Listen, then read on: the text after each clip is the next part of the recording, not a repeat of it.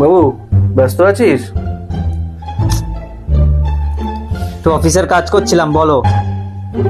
বলছিলাম তোর জন্য একটা মেয়ে দেখেছি, খুব ভালো মেয়ে, আমার বন্ধুর মেয়ে। ওর সাথে বিয়ে করে নে, জীবনে সুখী থাকবি। अच्छा। তোমার কি মাথা ব্যথা খারাপ হয়ে গেছে নাকি? তুমি জানো না আমি প্রেম করি? বিয়ে আমি ওকেই করব। ठीक है। আমার কথাটা শোন, লাভ ম্যারেজ ভালো না। আমার কথা মতো বিয়ে কর, জীবনে সুখী থাকবি। যাও তো এখান থেকে। অতি বড় হয়েও না, ঝড়ে পড়ে যাবে। এখন শুনি না তো কথা, পরে বুঝবি। A few years later. বলছি আমার একটা শাড়ি পছন্দ হয়েছে, 3,000 টাকা দাম, কিনে দাও। পারবো না, এখন আমার কাছে টাকা নেই।